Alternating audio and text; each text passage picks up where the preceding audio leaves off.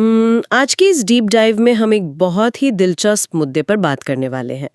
कल्पना कीजिए कि किसी परिवार के पास 500 एकड़ की पुश्तैनी जमीन है और अचानक एक सुबह सरकार एक कानून लाती है कि अब से उनके पास सिर्फ 30 एकड़ जमीन ही रह जाएगी। हाँ, ये तो किसी के लिए भी एक बड़ा झटका होगा। बिल्कुल, जाहिर है वो परिवार न्याय के लिए अदालत का दरवाजा खटखटाएगा। लेकिन क्या हो अगर सरकार अदालत के फैसले को बेअसर करने के लिए रातों रात देश का संविधान ही बदल दे? जब मैं इस विषय के पुराने दस्तावेजों को पढ़ रही थी तो मैं हैरान रह गई। आज हम इसी ऐतिहासिक टकराव का विश्लेषण कर रहे हैं। हमारे पास पुराने अदालती फैसलों जैसे गोलकनाथ केस, भूमि सुधार कानूनों और संविधान संशोधनों का एक पूरा जखीरा है। हम समझेंगे कि संसद और सुप्रीम कोर्ट के बीच ताकत की ये लड़ाई कैसे लड़ी गई। बिल्कुल सही कहा। और अगर हम इस पूरे मुद्दे को थोड़ा जूम आउट करके देखें तो बात एकदम साफ हो जाती है। ये सिर्फ किताबों में दबे कुछ कानूनी पन्नों की लड़ाई नहीं है। ये असल में इस बात की रस्साकशी है कि एक लोकतंत्र में सबसे ऊपर कौन है। क्या वो जनता के द्वारा चुनी गई संसद है या फिर हमारा संविधान? और इसी रस्साकशी ने पंजाब के हेनरी और विलियम गोलखनाथ के जीवन में एक बड़ा भूचाल ला दिया था। बात 1953 की है, जब पंजाब सरकार पंजाब सुरक्षा और भूमि कार्यकाल अधिनियम लेकर आई थी। और उसी कानून ने उनकी जमीन को सीमित कर दिया था।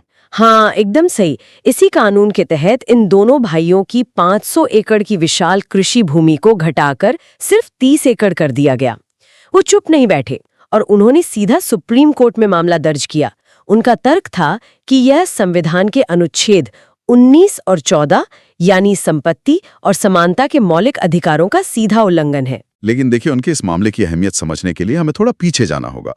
मतलब 1951 के शंकरी प्रसाद केस और पहले संविधान संशोधन को समझना यहाँ बहुत जरूरी है। वो जमींदारी उन्मूलन वाला समय? जी बिल्कुल। उस समय सरकार हर हाल में जमींदारी प्रथा को खत्म करना चाहती थी, लेकिन भूमि सुधार के कानून बार बार अदालतों में अटक रहे थे। तो इसे सुलझाने के लिए सरकार ने एक बहुत ही अनोखा तरीका निकाला। उन्होंने संविधान में 9वीं अनुसूची जोड़ दी।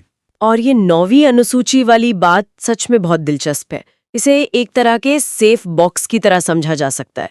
मेरा मतलब है, अगर सरकार किसी कानून को इस बक्से में डाल दे तो अदालत उसकी समीक्षा कर ही नहीं सकती थी। ये तो एक तरह से कोर्ट के हाथ बांधने जैसा हो गया। एकदम। ये अदालती दखलंदाजी से बचने का एक परमानेंट जुगाड़ था, ताकि सामाजिक न्याय और भूमि सुधार के कदमों में कोई रुकावट ना आए। लेकिन जब 1967 में गोलकनाथ वाला मामला सुप्रीम कोर्ट पहुंचा तो अदालत ने भी अपना रुख खड़ा कर लिया। मानो एक बम ही फोड़ दिया। 6-5 के बेहद करीबी बहुमत से अदालत ने कह दिया कि मौलिक अधिकार कोई आम चीज नहीं है, ये इंसान के प्राकृतिक अधिकार हैं।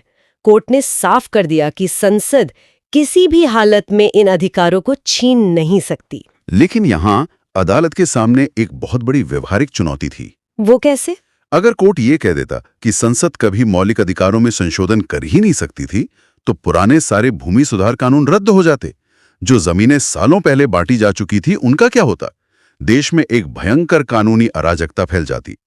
यहीं पर चीफ जस्टिस सुब्बा राव ने अमेरिकी कानून से एक बहुत ही चतुर आइडिया उधार लिया, जिसे प्रोस्पेक्टिव ओवररूलिंग कहते हैं। अरे वाह! तो इसका सीधा सा मतलब ये था कि जो हो गया सो हो गया, पुराने संशोधनों और कानूनों को कोई नहीं छेड़ेगा। लेकिन आज के बाद से भविष्य में संसद मौलिक अधिकारों को हाथ नहीं लगा सकती।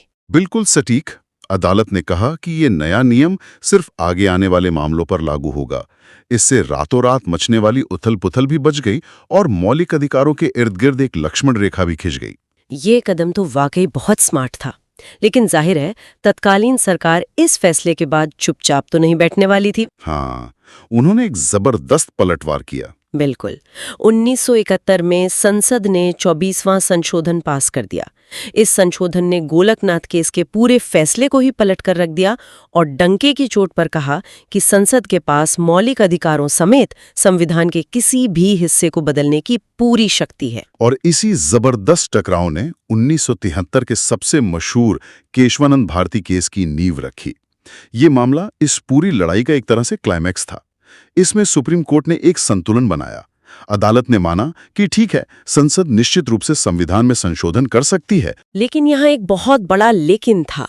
अदालत ने कहा कि संसद बदलाव तो कर सकती है, लेकिन वो संविधान के मूल ढांचे यानी बेसिक स्ट्रक्चर को किसी भी कीमत पर नष्ट नहीं कर सकते। सही कहा। इसे ऐसे समझिए कि कोई पुरानी इमारत में नया रंग रोगन कर सकता है, दरवाजे बदल सकता है, लेकिन उस इमारत की बुनियादी नींव को नहीं खोद सकता। तो इन सब का क्या मतलब है?